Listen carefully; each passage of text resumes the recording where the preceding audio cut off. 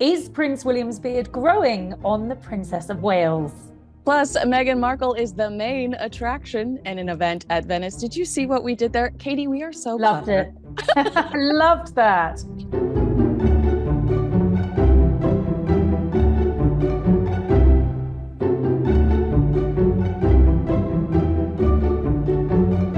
Hello and welcome to Heirs and Spares, the show where we bring you insight and opinion into the lives of two rather famous royal couples on either side of the Atlantic. I'm Kinsey Schofield, and I'll be bringing you updates on the Duke and Duchess of Sussex right here in sunny California.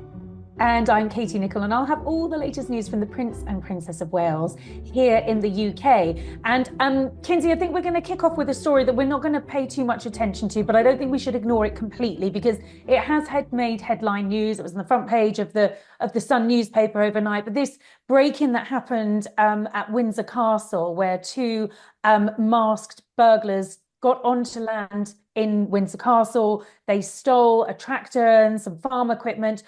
We understand that the King and the Queen were not in residence at the time, but William and Catherine, the Prince and Princess of Wales, and their three young children were at Adelaide Cottage. It happened over a weekend on a Sunday night, suggesting that the family would have been there because they'd have been going to school the next day.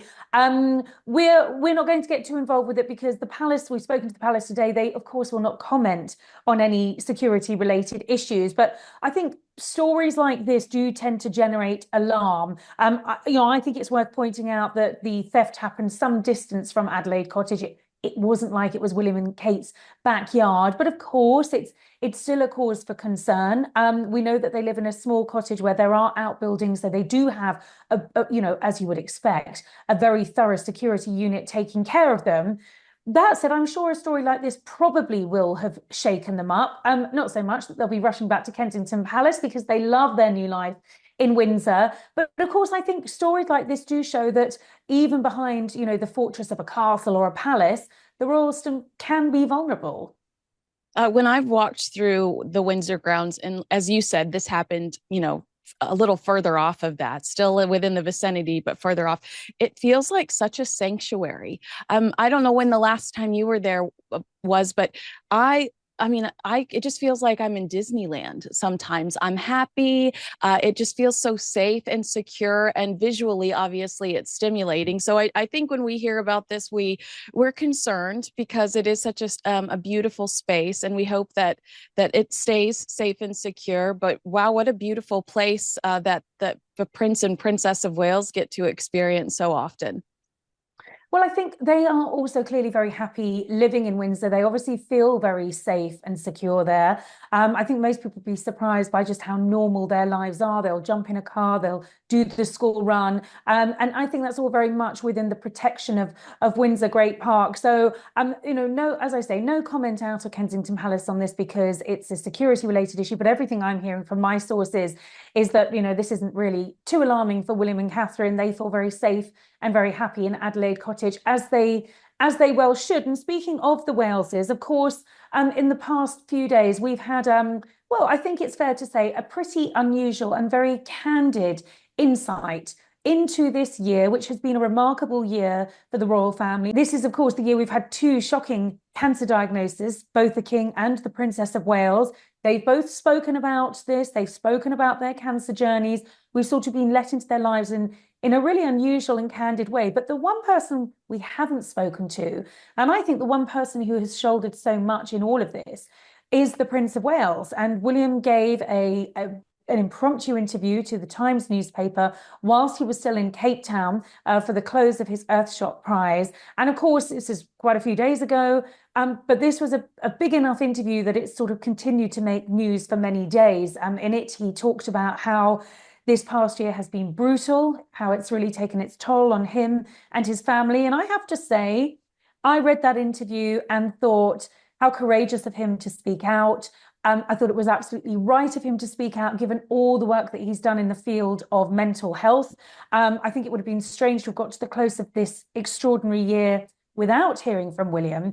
And yet there does seem to have been quite a backlash from it, hasn't there, Kinsey? People have sort of attacked him for suggesting that by making a comment about him wanting to have a royal family or to treat royalty with a small r, he is in some way showing a disrespect to his father, and that when it's his turn to become king, he's going to do things terribly differently, that there will be a big emphasis on empathy. This was another part of the interview in which he was asked about his visions for the future. And some publications are interpreting this as a negative story, as Prince William almost having a bit of a go at the king, and suggesting that the way the king is doing things isn't perhaps right, and how he, when he's king, is going to do things differently. Now, I'm not sure that that was my interpretation of the interview, and I thought maybe you and I could just get into that a little bit in terms of him discussing royalty with a small r, talking about wanting to be empathetic. Is that suggesting that King Charles isn't? I don't think so. I don't think so either. And I'm so very glad that you said that. A part of me, when I read that, my interpretation was that his family was not shown a lot of empathy, especially at the beginning of the year. And I mean, I think that he's saying, I just want to thrust more love into this sphere, which I think is, I mean, how are we criticizing somebody that says, I want to be more loving and I want to be more considerate of others? But we did not show the print, and I'm not saying you and I, because I saw both of us on TV fiercely defending the Princess of Wales on numerous occasions. But in general, social media was incredibly cruel to the family at the beginning of the year, demanding that people know where she was, creating all sorts of horrific stories surrounding her. And I interpreted that as we experienced a pretty traumatic year. And because of this experience I've gone through, I'd like to show people love and I'd like to receive the love and compassion that in some cases we didn't earlier. I completely agree with you. And I don't think that's him in any way suggesting that his father doesn't approach his reign with anything that's not empathy or compassion. I think in King Charles, we see a very empathetic and compassionate king. No, let's not forget this is a king who doesn't just shake people's hands when he's in a lineup. He'll go and give them a full-on hug and an embrace. And I think so. I don't think he's knocking his father in any way. We talk about empathy, and of course we touched on this, I think, last time we spoke. But the Princess of Wales is going to be doing this together at Christmas Carol concert, and the theme again for that is very much going to be love and empathy. And I think you're right. I think after this frankly horrific year that they've gone through, it's a reminder of our own mortality. It's a reminder of the things that are important in our lives. And it's a surefire way of getting some perspective in life. And I think the royals are no different to anyone else. And I think the comments that he made about talking about royalty with a small r, just going to read you what he said. He says, I'm doing it with maybe a smaller r in the royal, if you like. That's maybe a better way of saying it. So it's more about impact, philanthropy, collaboration, convening, and helping people. So I think what he's saying is perhaps some people still associate royalty with a capital R as planting trees, unveiling plaques, launching ships. I mean, when was the last time we saw a royal launch a ship? Yeah. The whole process has evolved and it has changed. And I think William recognizes as Prince of Wales and next in line to the throne, but when it is his time, he will do things differently, just as his father has done things differently. And that doesn't do any disservice to the reign before them. It builds on it, it complements it, and it enables the monarchy as an institution to move forward. So I've got to say, I find it disappointing when I see reports like this in the New York Post and other places, sort of slamming him and attacking the Prince of Wales and actually twisting the words and twisting the meaning of what he's saying, because then I think they get other people fired up, and suddenly what the Prince of Wales is trying to say is being widely misinterpreted. So, I think let's lay off of him, and perhaps focus on other things like his beard. I mean, this is a controversial subject, Kinsey. I love this. I love this segue. Well, before we go into the story, I want your opinion. Do you love it, or do you? Oh my, you do? Is the head nod? Yeah. No, I don't. I have to be honest. I love Prince Harry with a beard. I think he looks great with a beard. I'm not so sure on the Prince of Wales. I prefer him clean shaven, but apparently the person who counts, of course, is the Princess of Wales, and she rather likes it because she was heard exchanging a comment about the beard. So this was back on Remembrance Sunday when, of course, Princess Catherine was up on the balcony at the cenotaph for Remembrance Sunday. And a lot of the photographs were of her looking pretty stoic and a little tearful, and obviously very somber because it was a very somber occasion. But of course, it's a long day, and during some moments of the day, there is a moment for levity and a bit of banter, and there was indeed some banter between the princess and the Duchess of Edinburgh, Sophie, in which Sophie was, according to a lip reader who witnessed the scene, asked if Kate liked the beard, because of course William's beard is being very talked about. To which the princess is alleged to have responded that she found it quite rousing, and obviously that's set the cat amongst the pigeons, and that's got everyone thinking, that she rather likes it. And of course, as I say, she's the only person that matters. And William Yes. obviously likes it because he's been wearing it for a while. That's right. Do you believe one of my questions surrounding this is the idea that Sophie and Catherine are so close? Robert Jobson said, I think we kind of give that, we put too much emphasis on that. But I have never seen, even with the Prince of Wales, I've never seen pictures of Catherine laughing the way I've seen Mm. pictures of her laughing with Yeah. Sophie. I mean, I Oh, truly think that they they are love each great other. friends. Yeah, Yeah, they good. are really good friends. And actually, a couple of years ago, they spent some time together in Norfolk. They were at Sandringham together. I don't know if they stayed at Anmer or at Sandringham, but it was the four of them, having some quality time together. So I think the real connection is between Catherine and Sophie more than Edward and William. But definitely Catherine and Sophie are very, very close. And there's a lot for them to bond over. Of course, they were both outsiders, marrying into the royal family, both sort of young career women who happen to fall in love with princes and have had very long-lasting marriages.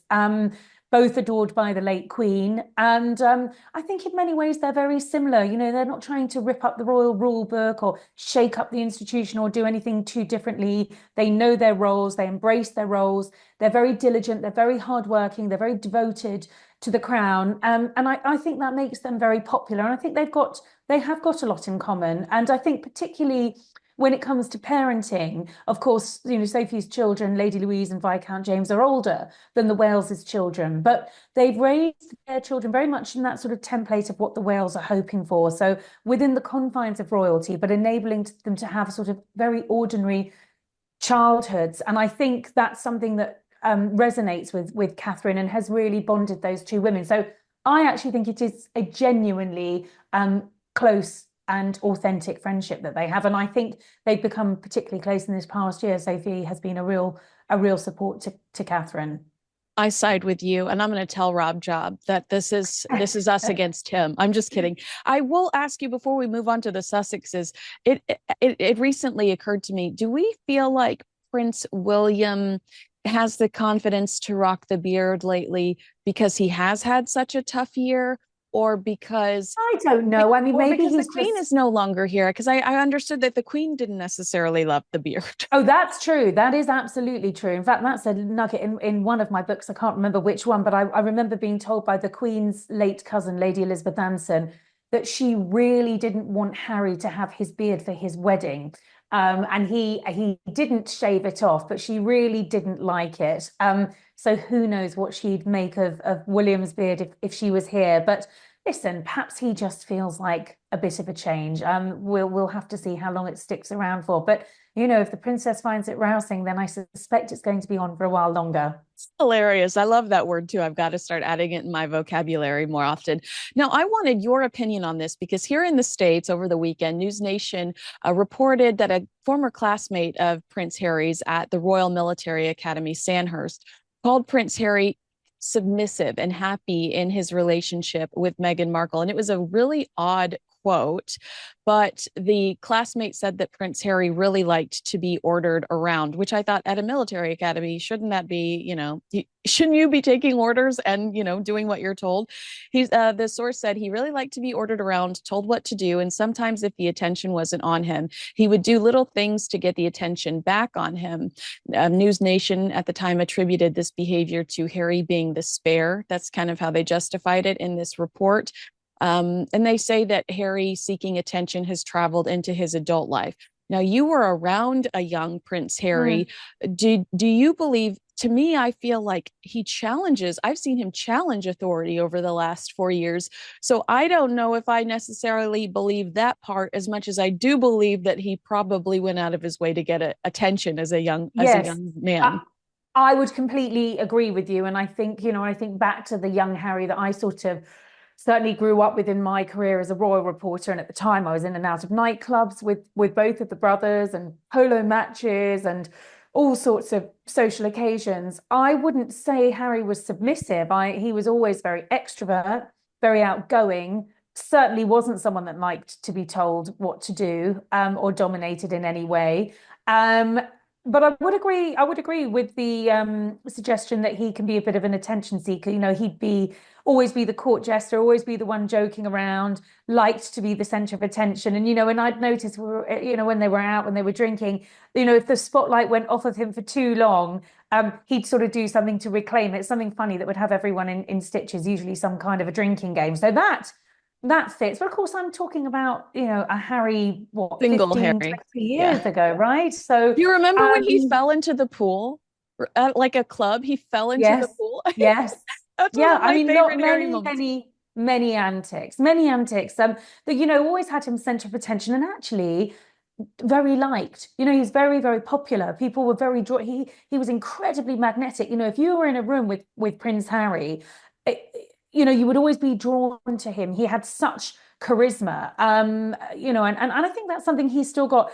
I mean, just to bring it back to Meghan, I think it's quite convenient for people to think there is this narrative that he's, submissive when it comes to his relationship, and Meghan calls all the shots, and the reason they left Britain was dubbed Megxit, putting it all on Meghan. That simply wasn't the case. I wrote about this in the New Royals, and was told by very good sources that, he wanted the opportunity to leave Britain. He wanted the way out, and she was just the catalyst. Now, was he drawn to a strong woman, with direction and focus and, a go-getter attitude? Yes, I think absolutely, because he's a sort of strong character as well. But don't completely agree with the suggestion that he's submissive in that respect. I mean, the quote within itself, I mean, it really confused me. Do you think the source was maybe miscommunicated the idea that Prince Harry lacked leadership qualities in school? I mean, I'm just trying to wrap myself around the idea, knowing that I have always associated him with the royal rebel, that somebody would say he liked being told what to do. Well, look, I mean, I think to a degree, when you're in the army, until you get to the top ranking, you are told what to do to a degree. And I think in terms of that sort of structure, and routine and rigmarole, I think Harry thrived in that sort of environment. Mm. Yeah, so I mean, I think in the early part of his career, he that's what made him a good soldier, right? He was good at following orders, and he was good at what he did. But to suggest that this is a man who still likes being told what to do, I mean, it just doesn't gel with me. I think everything you've seen Prince Harry do is sort of not following orders. It's Right. it's going off on his own tack, doing things his way, and actually being, I would say, probably more headstrong in his later years than he ever has been. Yeah, I really like the way that you described that. Just that discipline is probably something he thrived in, that That environment. stage in his life when he Yeah. needed that support and that structure. Yeah, absolutely. Let's talk about Meghan, because there were some stories circulating over the weekend. Where is Meghan Markle? And I'm like, clearly this was written 4 days ago, because we know she's in Venice, California. She was caught partying solo in Venice to celebrate the launch of her friend and business partner, Katie Lee's highbrow hippie hair products. Oh my gosh, try saying that 5 times fast. She told After a few InStyle. tequilas. Yeah. She told InStyle, I am so proud to invest in Cat. Is it, do you think this is Katie or Caddy? I think it's Caddy, Kadi. Possibly Caddy. Okay, Caddy, as a friend and as a female founder, adding Caddy has a mastery. Katie is a mastery of hair health, and her highbrow hippie collection is the perfect reflection of that. We've seen Meghan photographed with the highbrow hippie crew. It was last Mhm. year on Instagram, and that was a big deal because we hadn't seen Meghan on Instagram since, I think, since she had shut down perhaps maybe on Her own charity, account. yeah, charity posts, but when it came to a personal photo, I don't think we had seen her since she shut down her accounts. The Sun said the appearance would only fuel rumors that Meghan and husband Prince Harry were drifting apart. Is that accurate? Are we being No, super I cynical? honestly, these rumors just keep coming up, don't they? And look, I can only speak from the sources that I speak to that know the couple in Montecito who say they're really really happy, and things are going very well, but they're definitely doing their own things. And I think if you look at any couple, once that sort of honeymoon period is over, you do stop doing everything together, and you go back to being your own person again. And I honestly think that's what we're seeing. And I will say this about Meghan as well. She's very generous when it comes to promoting her friends, supporting someone, or whether it's I don't know, a clothing line or a cosmetics thing, because she knows if she goes out and promotes these hair products, I mean, and she's got great hair, right? You look at those photographs, you can see how sleek and glossy her hair is. She's certainly going to help to sell it. So she's pretty generous when it comes to that. And of course, she'll be calling those favors back in again when it comes to American Orchard Riviera and Yeah. promoting whatever next product it is. And I suppose that's how it works. You rub my back and I'll rub yours. But just because she's turned up an event on her own and she's out with a load of girlfriends, does not mean the marriage is on the rocks. She is an investor in the company. Do you think that Meghan, as the investor, I mean, she laid out the strategy for the New York Times, saying, "I find companies I believe in. I realize that I have this impact. I invest in them, and then I promote it." Mm. Will Meghan, as the investor, change her personal brand, or is this a savvy business decision on Yeah. her part? Yeah, I think it's a savvy business decision on her part. And I think she only tends to promote things, whether it's coffee, which she did a while ago, that she uses, that she thinks works. I mean, she knows that she's going to lend her name to a brand. It's got to be something that is very, very effective. It's better than anything else that's out there. Because if it's not, then she's undermining herself and her name. So yes, I think this is all part of her diversifying. I think it's all part of her networking, expanding that empire, feeding into her whole lifestyle brand, which we're going to see more of on her website. All right, let's wrap, but quickly, I just want to ask you, will you commit to watching the Harry Polo show so that we can do a Yes, of Harry Polo course. show recap? We have to. I love Yes, of that. course we sit down. Of course we will. I mean, listen, look, my career, Kinsey, for many years centered on the polo pitch. And I'll be honest with you, I never understood the game ever. So I will watch it with great interest. I will try and learn more about the game. And you know what? He's produced this. This is a different project for him. We've long talked, you and I, on this show and on others about not wanting him to dwell on the past, not wanting to focus on the old narrative and the blame game and everything else. Now he's doing something different. Let's give it a chance. Let's watch it, and then we'll come back and talk about it. That's a very good point. All right, if you agree with us, disagree with us, let us know in the comments below. Make sure you like, subscribe, and share this video with a friend. Thanks so much for watching.